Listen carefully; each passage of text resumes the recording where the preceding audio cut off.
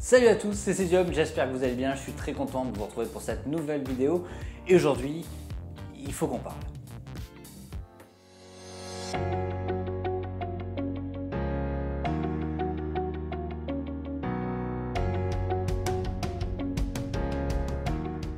Alors en faisant des recherches pour l'écriture du premier épisode sur les puces RFID, je suis tombé sur ça. C'est un article qui dit que la sécurité sociale va rendre obligatoire, dès janvier 2019, l'implantation de cette puce chez chaque personne. En tout cas, en milieu urbain, il y a des puces RFID, donc on est déjà dans la ville du futur, dans la Smart City, dans la ville hyper connectée. Donc, dorénavant, nous serons comme dans un four micro-ondes. Il y aura des émissions d'ondes électromagnétiques sans arrêt de partout. Les puces RFID implantées dans le corps peuvent contrôler ton corps au complet, ton esprit, ton libre arbitre, avec comme des suggestions vocales, des choses que tu entendrais et qui te feront agir d'une certaine façon. Bon ok, j'ai pas pu m'empêcher de vous faire un épisode bonus pour faire un peu le point sur tout ce qu'on entend sur ce type de puce. Il est important de préciser que ce format est généralement mal perçu des chercheurs de vérité, des socio-sceptiques et des dissidents. Alors que l'on soit bien d'accord, cet épisode n'est pas là pour casser du sucre sur le dos de qui que ce soit, ni même juger ou décrédibiliser ces personnes. Toutefois, lorsque l'on avance des faits, il est indispensable de donner des références ou des sources sur les propos avancés. Je vais donc tâcher de prendre les éléments mis en avant sur ces 3 vidéos et on va analyser et rechercher des données factuelles à notre disposition. Par souci de droit d'auteur et de respect, ces personnes seront floutées ainsi que leur voix masquée. Toutefois, je vous mets dans la description les liens de ces vidéos si vous souhaitez les regarder dans leur intégralité. Petit disclaimer, le débat est démocratique et instructif quand bien même celui-ci est enrichi d'arguments valables, vérifiables et factuels. Donc tout commentaire insultant, troll ou concernant des croyances ésotériques sans validité scientifique n'ont pas leur place sous cette vidéo. Donc avis orageux, passez votre chemin. Allez, je vous propose de commencer avec un petit extrait. Alors dans cette vidéo, j'aimerais vous parler des applications de la puce RFID au niveau mondial. Quelles sont les applications existantes dont nous avons à peine entendu parler? C'est pour ça que j'ai fait des recherches sur internet. Ça n'a pas été facile à trouver et je vais partager l'information maintenant avec vous. Sachant que forcément dans les médias officiels, on ne va pas nous l'annoncer en grande pompe, dans un roulement de tambour et en tapant du pied sur le sol. Donc il faut faire des recherches, il faut mettre en commun les recherches des chercheurs de vérité et de la dissidence également. Alors c'est parti. La puce RFID, qui est un émetteur d'ondes électromagnétiques qui affecte la santé d'un point de vue général et également qui entraîne des mutations génétiques sur le long terme, permet également le marquage des êtres vivants. Alors je commence avec cet extrait qui n'est pas si petit finalement, car c'est un peu le festival du n'importe quoi et du pas du tout. Cette personne va nous donner des informations qu'elle a eu du mal à trouver sur internet et va nous les partager. Alors pour l'instant c'est plutôt cool et on a hâte d'en connaître la teneur et au besoin de les reconsulter. Et ben non, en fait premier constat, aucune source ne se trouve dans les fiches ou la description pour venir étayer ces propos. Donc dès les premières secondes, on doit accepter ce que l'on nous dit sans pouvoir vérifier les sources de la vidéo. C'est quand même dommage pour quelqu'un qui a mis en commun les recherches des chercheurs de vérité. Deuxième point, non, la puce RFID n'est pas un émetteur d'ondes électromagnétiques, c'est d'ailleurs tout l'inverse. C'est un récepteur, comme je l'ai expliqué dans ma première vidéo que je vous mets dans les fiches. La puce RFID reçoit une onde porteuse via un lecteur RFID afin de se voir alimentée par cette onde et pouvoir encoder les données qu'elle contient et les restituer au lecteur. La puce n'émet pas d'onde, elle se sert simplement de celle qui lui est appliquée par le lecteur RFID pour établir sa communication. Troisièmement, sauf si vous me présentez une étude ou une publication scientifique faisant état de l'implication des puces RFID dans les mutations génétiques, d'où tenez-vous l'information que les puces engendrent des mutations génétiques? Je reviendrai dessus un petit peu plus tard, mais les puces RFID utilisent des fréquences entre 125 et 135 kHz, proches de la radio amateur, et 13,56 MHz, qui est au moins 32 fois moins puissante que votre télécommande de garage. Donc au niveau mutation génétique, on est plutôt tranquille de ce point de vue-là. Il y a également l'identification des animaux dans l'application potentielle grâce à l'implantation d'une puce, déjà obligatoire en Belgique et en Suisse pour les chiens et les chats. Donc le puçage est obligatoire. Si votre animal devient complètement fou, c'est peut-être la faute à l'État en fait. Donc la puce RFID est obligatoire en France pour tous les équidés depuis le 1er janvier 2008. Donc tous les chevaux sont pucés, mais c'est horrible. Et le puçage sert également à marquer l'homme, l'être humain. Des radiomarqueurs sous-cutanés, originellement conçus pour la traçabilité des animaux, notamment chez les vétérinaires, dans les fermes et dans la nature, peuvent sans aucune contrainte technique être utilisés sur les humains. Alors oui, les implants sous-cutanés sont une réalité, ils sont généralement destinés aux animaux de compagnie et aux animaux sauvages, comme l'impose le règlement européen 998/2003 du 26 mai 2003. Bon, ok, c'est un peu relou les articles, mais on est obligé de passer par là. Cette disposition a été prise afin d'harmoniser les systèmes d'échange d'animaux au sein de l'UE, d'endiguer les cas de rage, d'empêcher le trafic d'animaux grâce à l'identification unique des puces RFID. Et oui, techniquement, cette technologie peut être appliquée aux humains, et c'est vrai, et visiblement, ça nous inquiète. Petite puce, que tu portes toujours en toi. Que tu portes toujours en toi. Là est le problème. Tu as une putain de puce en toi. Est-ce que tu trouves ça normal?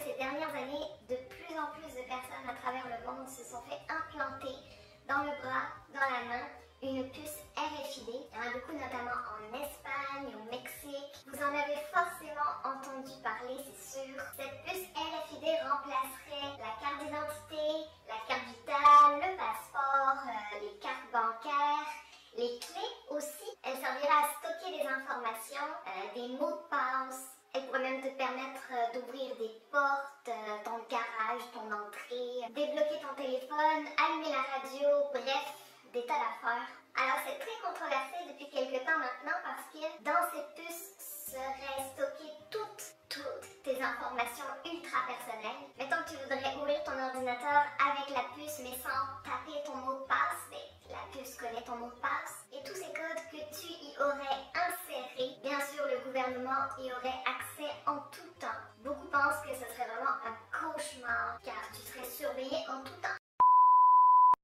Ah ouais, quand même. Bon, alors regardons ça d'un petit peu plus près. On l'a vu précédemment, il est tout à fait possible de se faire implanter une puce RFID sous la peau sans trop de contraintes techniques. Évidemment, il faudrait que vous soyez d'accord avec ça.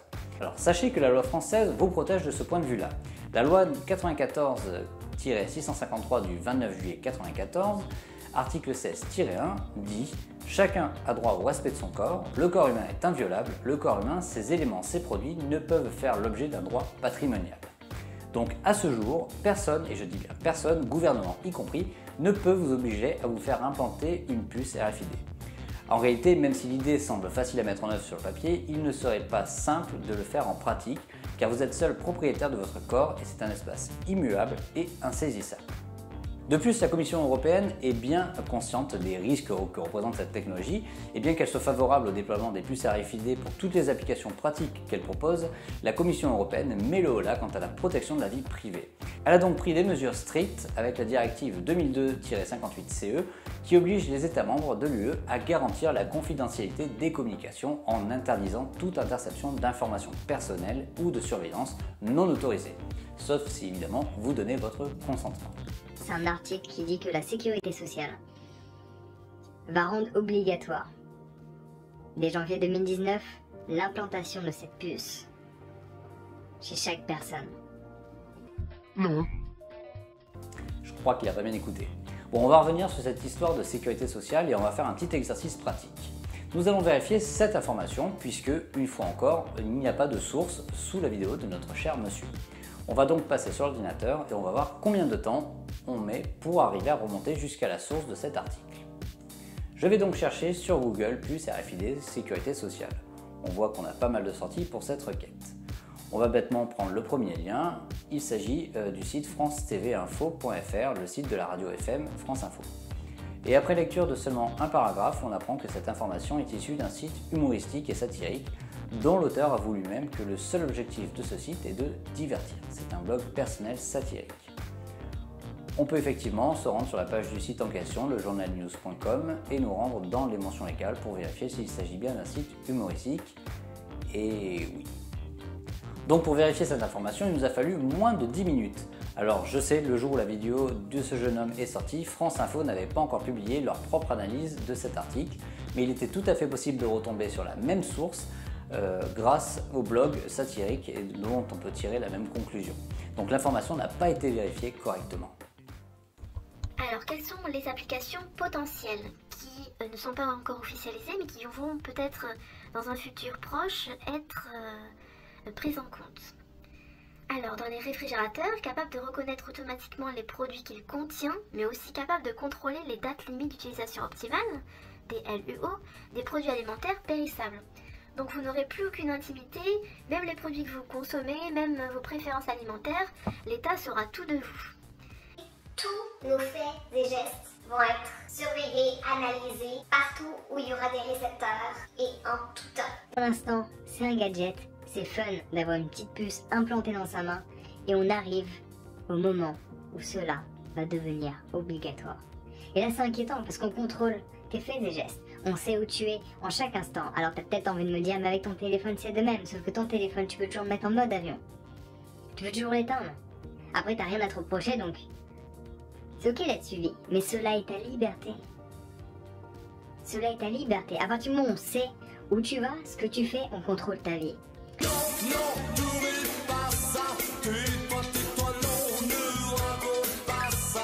Non mais c'est pas vrai, ils le font exprès. Bon alors comprenez bien que vis-à-vis des informations que l'on a trouvées précédemment, ce qui vient d'être dit ne tient pas la route légalement. Alors vous allez me dire, Oui, mais si ça se trouve, il y a des lecteurs dissimulés partout pour relever notre position, ce qu'on fait, etc. oui, mais si ça se trouve non. Ce genre d'argumentation n'a pas de valeur car une hypothèse ne peut être vérifiée qu'avec des faits. Prenons un exemple tout simple. Si je vous dis, si ça se trouve, les licornes existent. Est-il plus simple de chercher désespérément une licorne sur Terre ou de se dire que si à ce jour personne n'en a vu, c'est que probablement les licornes n'existent pas. C'est là toute la différence. Factuellement, on sait que personne n'a vu de licorne et hypothétiquement, elle pourrait exister, mais rien ne le prouve à ce jour. Donc la conclusion raisonnable à ce jour est que les licornes n'existent pas. C'est la même chose pour les lecteurs RFID cachés. Le gouvernement ne peut donc pas vous suivre, collecter et exploiter des informations vous concernant. Et entre nous, est-ce que vous pensez vraiment que savoir ce que vous allez chez KFC tous les mercredis l'intéresse réellement l'État? Bon, maintenant, techniquement, pourquoi ce n'est pas possible? Premièrement, une puce RFID, ce n'est pas un GPS. Tout simplement car elle n'est pas autonome en alimentation. Pour pouvoir communiquer sa position, il lui faudrait être sur une batterie, se connecter à un réseau de satellites, en déduire votre position relative et transférer ces données à un tiers. Or, les implants RFID, compte tenu de leur taille et de leur architecture, ne peuvent être alimentés que par une onde électromagnétique via leur antenne et servir uniquement de système de stockage très limité en capacité. Enfin, quant aux données que les puces peuvent contenir, c'est vous qui les choisissez. Si vous souhaitez que la puce ne permette l'ouverture que de votre porte d'immeuble, vous pouvez. Mais pourquoi est-ce que vous alliez mettre toutes vos informations personnelles dans cette puce, si elle n'a pour but de n'ouvrir que la porte de l'immeuble?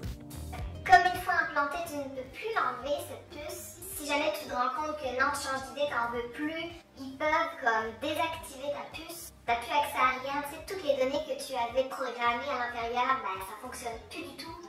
C'est ouh. On a une putain de puce en nous qui contient toutes nos informations et qui en plus de ça émet des fréquences extrêmement élevées. Et comment ton cerveau fonctionne? Sous forme de fréquences. Donc cette puce pourra peut-être donner des ordres aux gens, pourra les contrôler mentalement, faire en sorte qu'ils soient soit tristes, soit très heureux, soit loyaux au système, au parti unique. Donc ça fait quand même peur. Alors il y a une théorie sur les internets qui me fait vraiment capoter, puis j'espère vraiment que c'est pas vrai. Ça dit que les puces RFID implantées dans le corps peuvent contrôler ton corps au complet, ton esprit, ton libre arbitre, avec comme des suggestions vocales, des choses que tu entendrais et qui te feront agir d'une certaine façon. No, God! No, God, please, no! No! No! No! Sérieux? Bon alors je passerai rapidement sur le premier extrait, vous rappelant que personne ne peut vous mettre un implant de force. Pour rappel, ce type d'implant fait la taille d'un gros grain de riz et sont sous-cutanés, donc une simple incision en anesthésie locale suffirait à l'enlever, même au marché noir. Il n'est pas possible d'accéder à une puce RFID à distance, sauf si vous décidez de vous coller à un lecteur RFID, et je pense pas que ça soit trop votre délire. Et quand bien même tout cela serait possible, les puces sous-cutanées ont une mémoire très limitée, donc vous ne pourriez pas enregistrer toutes vos données personnelles dans une seule puce.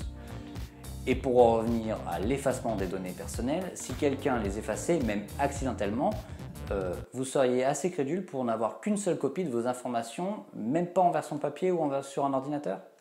Je ne suis pas spécialiste du fonctionnement du cerveau humain, loin de là. Par contre, en RFID, on sait quelles fréquences sont utilisées dans les implants sous-cutanés. Hein, je l'ai dit déjà dans la première vidéo, mais elles utilisent une fréquence entre 125 et 135 kHz, soit une fréquence proche de celle utilisée par les radioamateurs pour discuter à travers le monde, et des radios grandes ondes telles que RMC et RTL. Alors ces fréquences sont appelées basses fréquences et donc ce n'est pas extrêmement élevé et de toute façon ce terme ne veut rien dire en radiofréquence. Alors comprenez bien que la radiofréquence ça a plus de 100 ans. Hein. Ces fréquences sont les premières à avoir été utilisées pour leur simplicité de mise en œuvre et pour le fait qu'elles voyagent très bien à travers la matière, ce qui est idéal évidemment pour la radio. Alors c'est également pour cette raison que ces fréquences ont été choisies pour la RFID, sous-cutanée notamment, car le corps humain est relativement peu dense et les ondes radio nous traversent sans trop de difficultés et donc elles ne nous impactent pas. Donc évidemment pas de contrôle de la mémoire ou des gens avec la RFID. Hein. Pour rappel, le téléphone portable que vous avez dans la poche, il utilise des fréquences qui sont bien plus élevées que la RFID. Et pour autant on ne vous contrôle pas. Alors on va arrêter avec cette vidéo parce qu'elle est déjà suffisamment longue, mais en conclusion on peut dire que le gouvernement ne vous fera pas implanter de puce pour vous espionner parce qu'il se fout pas mal de savoir si vous achetez des yaourts 0% ou des yaourts au chocolat. Il ne peut pas vous espionner et vous suivre aussi bien techniquement que légalement avec le RFID. On est donc très loin de la Smart City bombardant ses habitants de micro-ondes qui sont entre parenthèses des fréquences 125 000 fois plus grandes que le RFID. Alors attention aux idées reçues et aux fausses informations. On a vu qu'il est très facile de se laisser manipuler avec des vidéos aguicheuses au titre putaclic, vous annonçant des informations extraordinaires qui n'auraient été ni sourcées, ni vérifiées, ni analysées avec suffisamment de rigueur pour ne pas servir une cause complotiste bancale. Donc prenez le temps de vérifier ce qu'on vous dit et restez objectif. Merci d'avoir regardé cette vidéo jusqu'au bout, vous retrouverez toutes les sources ayant servi à l'écriture de cette vidéo dans la description. N'hésitez pas à lâcher un petit pouce bleu et un commentaire si vous souhaitez débattre de ce sujet. Si vous ne voulez rien rater des futurs épisodes, abonnez-vous à la chaîne et activez la petite cloche, ça fait toujours plaisir. Moi je vous dis n'oubliez pas d'être curieux et ciao!